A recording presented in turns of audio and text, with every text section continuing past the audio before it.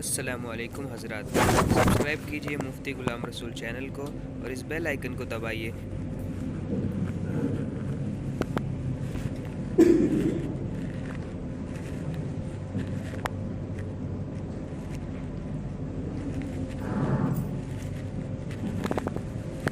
السلام علیکم ورحمۃ اللہ وبرکاتہ۔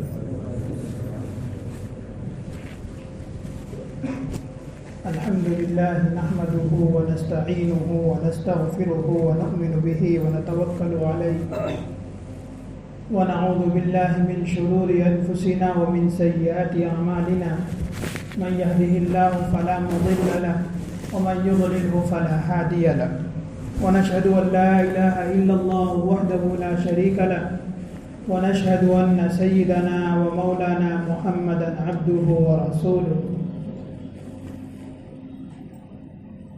قال الله تعالى في القرآن المجيد: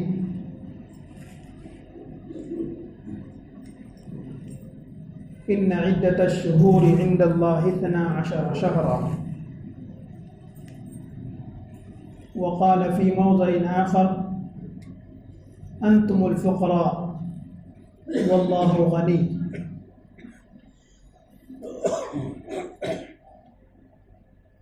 اللہ تبارک و تعالیٰ نے قرآن کریم میں ارشاد فرمایا: یا ایھا الناس، اے لوگو، انتم الفقراء، تم سب محتاج ہو، فقیر ہو، واللہ غنی، اور اللہ تبارک و تعالیٰ غنی ہے، اس کو کسی چیز کی ضرورت نہیں، وہ کسی کا محتاج نہیں۔ اور ایک جگہ ارشاد فرمایا: ان یشاء یذھبکم ویأت بآخرین، کہ اگر تم نہیں بدلو گے، اپنی حالت کو نہیں بدلو گے، تو اللہ تبارک و تعالیٰ تمہیں مٹا دے گا اور اس کی جگہ دوسرے لوگوں کو لے آئے گا، اور یہ کام اللہ تعالیٰ پر مشکل نہیں ہے۔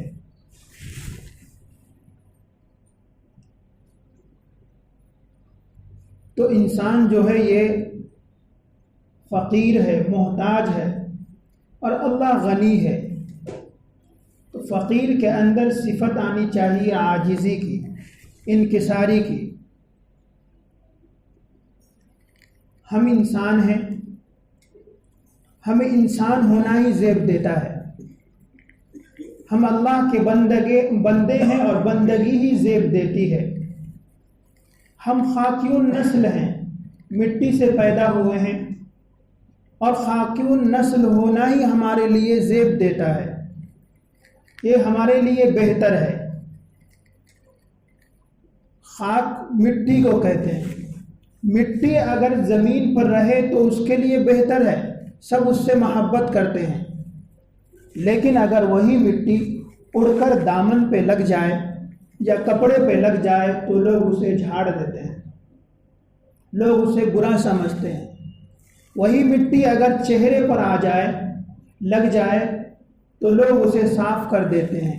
وہی مٹی اگر شیشے پر آ جائے تو لوگ اسے صاف کر دیتے ہیں۔ یعنی انسان بھی مٹی سے بنا ہے، اور انسان خاکیون نسل ہے، اسے خاکیون نسل رہنا ہی اس کے لیے زیب دیتا ہے۔ شیطان یہ چاہتا ہے، شیطان تو آگ سے بنا ہے، وہ آتش النسل ہے، اور وہ یہ چاہتا ہے کہ انسان کو بھی آتش النسل بنا دے اور اللہ کا نافرمان بنا دے۔ وہ اس کی ہمیشہ کوشش ہوتی ہے۔ تو انسان جو اپنی حقیقت کو بھول جاتا ہے، اپنے خاکیون نسل کو بھول جاتا ہے، پھر وہ جس بیماری میں مبتلا ہوتا ہے، اس بیماری کا نام ہے عجب پسندی، انا کے مرض میں مبتلا ہونا۔ اس کو اردو میں کہیں گے میں، یہ سب کچھ میری وجہ سے ہے، میں نے ایسا کیا، میں نے ایسا کیا تو ایسا ہو گیا۔ اسی کو کہتے ہیں انا پسندی، عربی میں انا کا مریض کہتے ہیں، اردو میں میں پناہ کہتے ہیں۔ کہ میں کے مرض میں مبتلا ہو. جب انسان ہو جاتا ہے وہ اپنی حقیقت کو بھول جاتا ہے. جب انسان اپنی حقیقت کو بھول جائے اور عجب پسندی جس کو دوسرے نام میں کہہ لے کہ تکبر اس انسان کے اندر اگر گھر کر جاتا ہے تو پھر اللہ تبارک و تعالیٰ اس تکبر کو اور اس انا پسندی کو اور عجب پسندی کو توڑ ڈالتے ہیں. تو بہتر یہی ہے انسان کے لیے کہ وہ پہلے وہ اپنے اندر عجب پسندی اور انا کا مرض آنے سے پہلے یا آتے ہی اس کو ختم کر دے. فرعون کو دیکھ لیں، اس کے اندر انانیت آ گئی، اللہ نے اس کو توڑ ڈالا. اس نے اپنے آپ کی اصلاح نہیں کی، اللہ نے اسے ختم کر ڈالا. اور ایسا عبرت ناک انجام ہوا کہ اللہ تبارک و تعالیٰ نے قرآن کریم میں ارشاد فرمایا کہ جب وہ ڈوبنے لگا تو وہ کہا آمنت برب موسیٰ و ہارون، اب میں موسیٰ ہارون کے رب پر ایمان لاتا ہوں. اللہ تبارک و تعالیٰ نے سورہ یونس میں فرمایا الآن وقد عصیت قبل وکنت من الغافلین. اب ایمان لا رہا ہے، جب موت کا وقت آیا پہلے تو بڑے گھمنڈی میں تھا، اس سے پہلے اور غفلت میں مبتلا تھا. آگے اللہ تبارک و تعالیٰ نے ارشاد فرمایا فَالْيَوْمَ نُنَجِّيكَ بِبَدَنِكَ لِتَكُونَ لِمَنْ خَلْفَكَ آیَةً، کہ آج کے دن سے تیرے جسم کو میں محفوظ رکھوں گا کہ تاکہ تا قیامت آنے والی انسانیت تیرے جسم سے عبرت حاصل کرے. تیرا جسم نشانی ہے کہ تکبر کرنے والوں کا کیا انجام ہوتا ہے، انا کے مریضوں کا کیا انجام ہوتا ہے. اسی طرح قارون کو دیکھ لیں، اللہ نے بڑی مال و دولت عطا کی تھی. موسیٰ علیہ السلام نے کہا دیکھو یہ جو اللہ نے تمہیں یہ مال و دولت دی ہے یہ اللہ کی دی ہوئی چیز ہے، اللہ کے بندوں پر صرف کرو، خرچ کرو، لگاؤ. اس نے کہا کہ یہ تو میرے بازو کی کمائی ہے، اپنے ہاتھوں سے کمایا ہے. وہ اپنی حقیقت کو بھول گیا کہ کس رب نے اس کو اتنا مائنڈ دیا تھا کہ جس کی وجہ سے وہ اتنا دولت جمع کر لیا. کس رب نے اسے ہاتھ دیا تھا جس کی وجہ سے اس نے اپنے اندر ہنر پیدا کیا. وہ اپنی حقیقت کو بھول کر وہ عجب میں مبتلا ہو گیا، تکبر میں، اور اس نے عوام پر، لوگوں پر اپنا مال لٹانے پر اور خرچ کرنے سے گریز کیا. اس لیے اللہ تبارک و تعالیٰ نے اس کو اس کے مال سمیت زمین کے اندر دھسا دیا. تاریخ کی کتابوں میں آتا ہے اتنی دولت تھی اور بیت المال اتنا بڑا تھا کہ اس کی ایک چابی کو اٹھانے کے لیے 14 لوگ لگتے تھے. اتنی دولت اس کے پاس تھی، لیکن انا کی بیماری نے اور تکبر نے، عجب پسندی نے، میں پنے نے اس کو ختم کر دیا.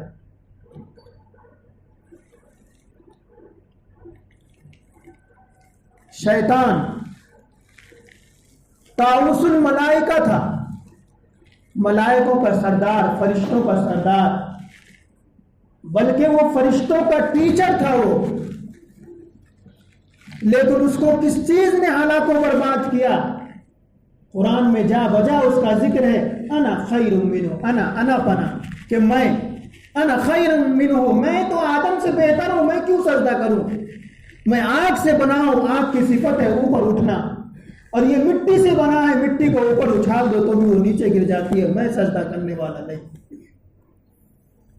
کیا عبرتناک ہوا! طاؤس الملائکہ تھا، فرشتے ان کے سامنے بازو ادب جھکاتے تھے. لیکن جب وہ یہ الفاظ کہے انا خیر من، کہ میں اس سے بہتر ہوں، میں سجدہ نہیں کر سکتا، اللہ تبارک و تعالیٰ نے کہا فخرج منها فإنك رجیم، نکل جا تو یہاں سے، دفع ہو جا جنت سے، تو اب نالائق ہو گیا، مردود ہو گیا. تکبر عزازیل را خار کرد، گزندان لعنت گرفتار کرد. شیخ سعدی رحمہ اللہ نے اپنی کتاب میں کریم سعدی میں بھی لکھا ہے اشعار کے طور پر، یہ فارسی لینگویج ہے، زبان ہے. تکبر عزازیل را خار کرد، گزندان لعنت گرفتار کرد۔ شیطان کا نام عزازیل ہے، جبرائیل، میکائیل، اسرائیل یہ سب فرشتوں کے نام ہیں، تو اس کا نام عزازیل تھا، لیکن اس کا نام بھی لوگ بھول گئے۔ کیوں؟ وہ اپنے آپ کو بھول گیا تھا، وہ اپنے تکبر پر اور میں پنے پر اتر آیا تھا، تو اللہ تبارک و تعالیٰ نے ان کے تکبر کو ختم کر دیا۔ تو اپنے اندر سے جو میں پنا ہے، عجب پسندی ہے، انا کی بیماری ہے کہ میں ہوں، میری وجہ سے میرا گھر بنا، میرے ہاتھوں سے میں نے اپنے گھر کو بنایا، یہ تمام چیزیں وہ لوگ کہتے ہیں جو اللہ کی یاد سے اور اللہ کی عبادت سے غافل ہوتے ہیں۔ مومن کی علامت تو یہ ہے کہ وہ ہر بات میں یوں کہے یہ جو کچھ ہے اللہ کی طرف سے ہے، یہ جو کچھ ہے اللہ کی طرف سے ہے، میرے بس کی تو یہ بات نہیں تھی۔ تو اپنے آپ کو اللہ کے لیے مٹا دینا اور اپنی انا کو ختم کر دینے کا دوسرا نام تصوف ہے۔ تصوف کہتے ہیں، تصوف اس کا نام نہیں ہے کہ جتنی دعا کرے ہاتھ اٹھائے اور قبول ہو گئی۔ تصوف کرامات، بار بار کرامات ظاہر ہونے کا نام نہیں ہے۔ تصوف تعویذ گنڈے لکھنے کا نام نہیں ہے۔ تصوف کہتے ہیں بیعت و سلوک جو ہے اس چیز کو کہتے ہیں کہ اپنے آپ کو اور اپنی انا کو اللہ کی یاد میں اور اللہ کے لیے فنا کر دینا، اس کو تصوف کہتے ہیں۔ اپنے آپ کو مٹا دینا کہ میں کچھ نہیں ہوں، اور یہ مثالیں صحابہ کرام کی زندگیوں سے ملتی ہیں ہمیں۔ حضرت ابوبکر صدیق رضی اللہ تعالی عنہ سب سے پہلے خلیفہ ہیں۔ آپ صلی اللہ علیہ وسلم نے دنیا میں جنت کی بشارت بھی سنائے ہوئے ہیں۔ 10 خوش نصیبوں کی جو جنت کی بشارت آپ صلی اللہ علیہ وسلم نے لوگوں کو دی ہے، ان میں ابوبکر رضی اللہ تعالیٰ عنہ سر فہرست ہیں۔ آپ یار غار بھی ہیں۔ آپ کو آپ صلی اللہ علیہ وسلم نے صدیقیت کا لقب دیا کہ صدیق ہیں، سچے اور سچے ہیں بہت سی چیزوں سے آپ صلی اللہ علیہ وسلم نے بہت سے القاب سے نوازا، لیکن یہ درجے ان کو کس طرح حاصل ہوئے تھے؟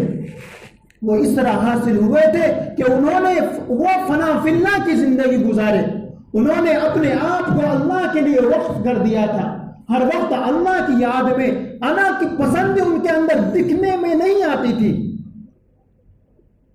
کتابوں میں آتا ہے کبھی کبھی وہ یوں کہتے، اے کاش میں کسی انسان کا بال ہوتا کہ میں حساب و کتاب سے بچ جاتا۔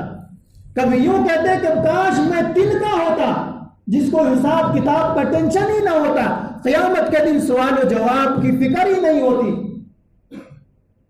اے کاش میں کسی درخت کا پتا ہوتا یا میں گھاس ہوتا جس کو جانور چر لیتے اور حساب کتاب آخرت میں دینا نہ پڑتا، اور یہ روتے اور خوب گڑ گڑاتے۔ حالانکہ آپ صلی اللہ علیہ وسلم نے ان کو جنت کی خوشخبری سنا رکھی ہے، لیکن اتنی فکر تھی ان کو اپنے آپ کو اللہ کے لیے مٹانے کی۔ کتنے فتوحات ہوئے آپ صلی اللہ علیہ وسلم نے زندگی میں ہی اپنی زندگی میں ہی مصلی پر ان کو کھڑا کیا۔ یہ اعزاز ان کو حاصل تھا، لیکن پھر بھی اللہ کی یاد میں رویا کرتے تھے۔ 2 سال تک حکومت چلائی، کبھی بھی انہوں نے انا پسندی ان کے اندر نظر نہیں آئی۔ اس کو کہتے ہیں اللہ کے لیے اپنے آپ کو مٹا دینا، اپنی انا پسندی کو، میں پنے کو ختم کر دینا۔ حضرت عمر فاروق رضی اللہ تعالیٰ عنہ دوسرے خلیفہ ہیں، ان کی دور حکومت ہے، امیر المومنین ہیں وقت کے۔ آپ صلی اللہ علیہ وسلم نے ان کے بارے میں فرمایا تھا کہ اگر میرے بعد کوئی نبی ہوتا تو عمر ہوتا۔ آپ صلی اللہ علیہ وسلم خود اللہ سے حضرت عمر کو مانگا تھا۔ حضرت عمر کے بارے میں آپ صلی اللہ علیہ وسلم نے فرمایا کہ جس گلی سے عمر گزرتے ہیں شیطان وہاں سے بھاگ جاتا ہے. بہت سی قرآن کی آیات حضرت عمر رضی اللہ تعالیٰ عنہ کے مشورے کے مطابق نازل ہوئی. اللہ تبارک و آپ صلی اللہ علیہ وسلم آپ صلی اللہ علیہ وسلم نے کہا کہ عمر کی زبان پر قرآن بولتا ہے، لیکن ان کی کیا کیفیت تھی کہ دور حکومت ہے، امیر المومنین ہے، جہاد سے مال غنیمت آیا، بہت سے قیدی آئے، پورے مدینے میں خوشیوں کا ماحول ہے کہ آج تو مال ملنے والا ہے، اب کوئی غریب باقی نہیں رہے گا مدینے میں. حضرت عمر رضی اللہ تعالیٰ عنہ سب کو مسجد میں جمع کیے اور منبر پر کھڑے ہوئے، اور منبر پر کھڑے ہونے کے بعد کہا سب قریب آ جائیں. سب قریب آ گئے. اس کے بعد منبر پر کھڑے ہو کر کہا، عمر اپنے آپ کو خطاب کر کے کہا، صرف یہی جملہ کہا، عمر تیری ماں تو وہ ہے جو غربت و افلاس کی وجہ سے اور بھوک کی شدت کی وجہ سے سوکھا گوشت جو پھینکا ہوا رہتا تھا وہ کھایا کرتی تھی، تو اس کا بیٹا ہے. یہ کہہ کر منبر سے اتر گئے. آگے کچھ الفاظ نہیں کہا، روتے ہوئے اتر گئے وہاں سے. کچھ خطاب نہیں کہا کہ کس کو کتنا حصہ ملے گا. لوگوں نے بعد میں پوچھا، حضرت آپ نے سب کو جمع کیا اور پھر یہ کہہ کر آپ اتر گئے، کیا مقصد تھا آپ کا، کس لیے آپ جمع کیے تھے؟ وہ کچھ بولے ہی نہیں. حضرت عمر رضی اللہ تعالیٰ عنہ نے کہا کہ میری دور حکومت میں اسلام دور دور تک پھیلا، فتوحات کا زمانہ ہے، فتوحات اللہ تعالیٰ میرے ہاتھوں دے رہے ہیں. میرے دل میں یہ شائبہ، یہ شک پیدا ہوا کہ عمر تیری وجہ سے فتوحات ہو رہے ہیں، تیری وجہ سے اسلامی مملکت بڑھ رہے ہیں اور اسلام پھیل پھول رہا ہے اور مال غنیمت اتنا آ چکا ہے کہ اب مدینے میں غریب اور کوئی نہیں رہے گا. یہ انا پسندی میرے اندر آئی تو میں سمجھا کہ اس کو ختم کرنے کا ایک ہی طریقہ ہے کہ پوری قوم کو بلا کر اپنے آپ کے نفس کو ذلیل کروں کہ تیری ماں تو وہ ہے کہ اتنی غربت میں تجھے پالی ہے کہ وہ خشک گوشت اور سوکھا گوشت کھایا کرتی تھی، کھانے کے لیے گھر میں نہیں رہتا تھا. اس طرح انہوں نے اپنے آپ کو فنا کیا. ہم اور آپ ہوتے، یہ جو ہے نا یہ تو میری وجہ سے ہے، یہ جو کیا نا یہ تو میں نے کیا ہے، ارے میں نے تو اپنے بچے کو تعلیم حاصل دی ہے، اب میرے بچے تو کچھ ہی نہیں. سب اپنے اوپر لیتے ہیں، اللہ کے اوپر کچھ نہیں دیتے. سب مومن کی خاصیت یہ ہے کہ جو کچھ ہوتا ہے اللہ سے ہوتا ہے، اللہ کے علاوہ سے کچھ نہیں ہوتا. اگر اللہ تبارک و تعالی ہمیں دماغ نہیں دیتے تو ہم منٹل ہوتے، پھر کہاں مال کما سکتے تھے. اگر اللہ تبارک و تعالی ہمیں پیر نہیں دیتے تو ہم بزنس کے لیے کہاں چل سکتے تھے. یہ تمام چیزیں تو اللہ کی دی ہوئی چیز ہے، تو پھر جو بھی چیز ہمارے پاس ہے یہ اللہ کی ہے، اللہ کی طرف سے ہے، اور اس کو اللہ کی طرف لگانا ہی بہتر ہے.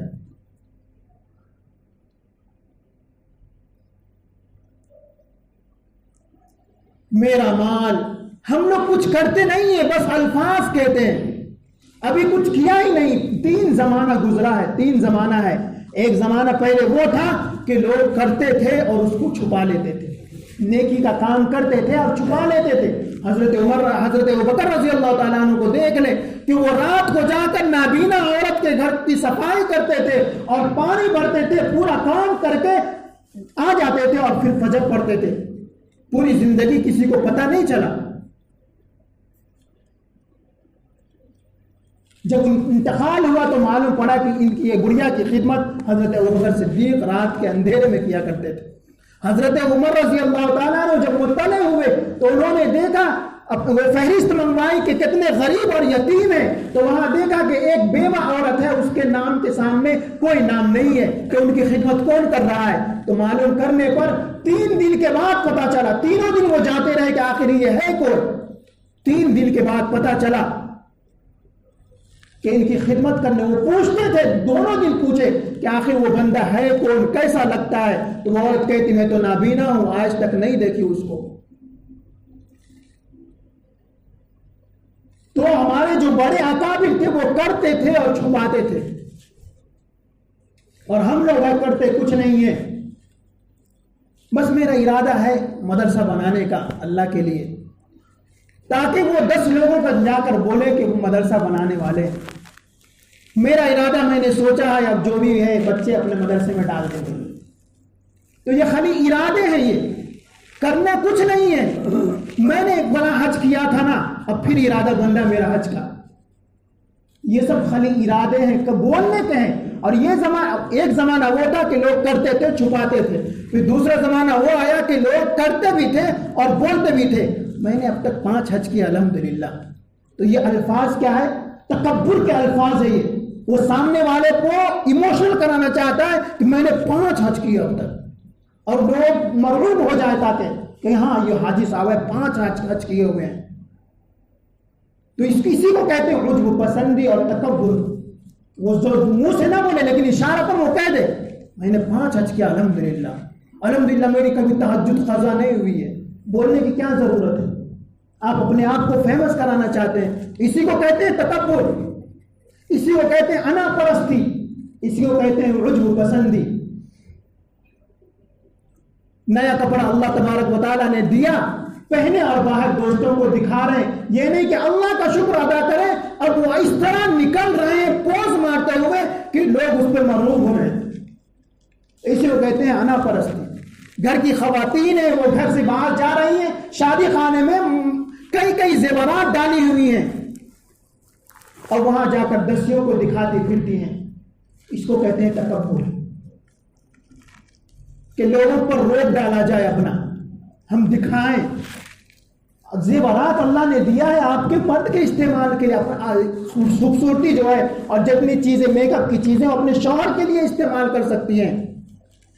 ہماری بچیاں جو مرتد ہو رہی ہیں آج کل، غیروں کے ہاتھوں جو بھاگ رہی ہیں، غیروں کے ہاتھوں جو کورٹ میرج کر رہی ہیں، اس کی سب سے بڑی وجہ یہ ہے کہ خوبصورتی دوسروں کو دکھانے کے لیے.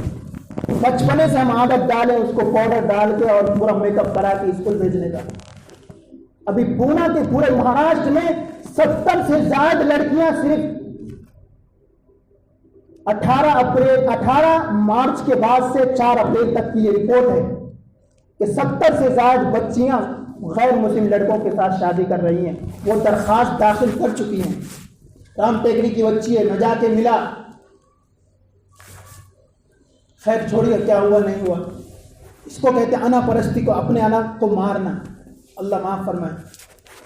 تو 70 سے زائد بچیاں غیر، صرف مہاراشٹر کے اندر غیر لڑکوں کے ساتھ، کوئی سنگھ ہے، کوئی پوار ہے وغیرہ وغیرہ، ان کے ساتھ شادی کر رہی ہیں. کیوں؟ ایک تو کو ایجوکیشن اور ایک پھر کھلے سر. ان 2 چیزوں نے عجب پسندی جس کی وجہ سے آتی ہے، اس کی وجہ سے عجب پسندی آتی ہے. دیکھیے ایک فطرت ہے، رجحان ہے، جہاں پر بکرا ہوگا بکری وہیں پہ بکری ہوگی، وہیں پہ بکرا جائے گا. جہاں پہ بچی ہوگی وہاں بچہ اگر ہوگا تو ایک دوسرے کی طرف دل مائل ہوگا. تو پھر کیا کریں گے؟ یہ بھی تیار ہو کے آئے گا اور خود سینٹ مار کے آئے گا اور بیمار عجب پسندی اور تکبر اور انا پرستی کی بیماری میں مبتلا ہوگا، اور وہ بچی بھی بیماری میں مبتلا ہوگی. وہ خوب اپنے کو بن ٹھن کے آئے گی، جس کی وجہ سے فتنہ پیدا ہوگا، اور فتنہ کی وجہ سے وہ ارتداد کے دہانے پر جائے گی. اس کا ذمہ دار کون ہے؟ کون ان بچیوں کو لا کے پکڑے؟ اس سے پہلے ایک ساتھی جا کر ملے تو انہوں نے کہا کہ ہم سب یہ نہیں مانتے، جاؤ. انہوں نے کہا آپ کی بچی، آپ کو شاید نہیں معلوم ہے، کورٹ میرج کر رہی ہے غیر مسلم کے ساتھ. تو اس عورت نے کہا، وہ عورت خود وہ چڈی پہ باہر نکلی، بے شرم اتنی ہے، ہماری مسلمان مائیں بہن ہیں، اتنا کپڑا تھا صرف. وہ باہر نکلی اور کہتی ہم یہ سب نہیں مانتے، ہماری بچی جو کر رہے کرنے دو، تمہارے کو کیا لینا ہے. تو یہ کو ایجوکیشن سے بچوں کو نکالیے، ابھی سے نکالیے. ایسے اسکولز بنائیے جہاں پر مخلوط تعلیم نہ ہو، جہاں پر بچے دین کے ساتھ، ان کو دنیا کی تعلیم کے ساتھ دین بھی دیا جا رہا ہو. ایسے اسکولز نہیں ہیں، ایسے کالجز نہیں ہیں، تو بنائیے. الحمدللہ مالدار بہت ہیں مسلمانوں میں، بنا سکتے ہیں.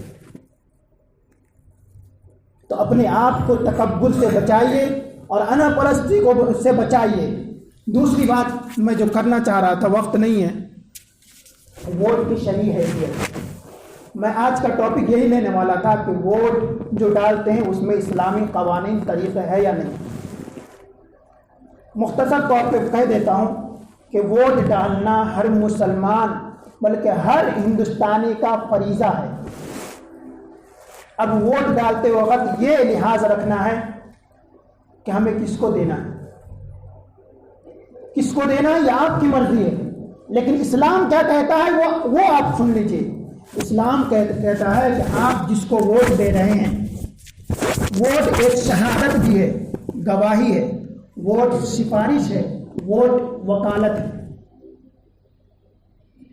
ووٹ دیتے وقت آپ گواہی دے رہے ہیں کہ میں جس کو ووٹ دے رہا ہوں، سلیم بھائی کو میں ووٹ دے رہا ہوں، تو میں گواہی دے رہا ہوں کہ سلیم بھائی واقعی قوم کی خدمت کرنے والے ہیں اور قوم کا جذبہ رکھنے والے ہیں. آپ اللہ کے سامنے گواہی دے رہے ہیں کہ سلیم بھائی یہ تمام قوتیں طاقتیں رکھتے ہیں، وہ قوم کے لیے خدمت کریں گے. یہ آپ ان کی گواہی دے رہے ہیں کہ یہ اگر جیتیں گے یہ امانت دار بھی ہے، اس لیے میں گواہی دیتا ہوں کہ یہ امانت دار ہے، اس لیے اس کو میں جتا رہا ہوں. ووٹ سفارش بھی ہے، آپ ووٹ دے کر ان کی سفارش کر رہے ہیں کہ یہ جیت جائے. کیا کریں؟ یہ جیت جائے تاکہ یہ قوم کی خدمت کرے.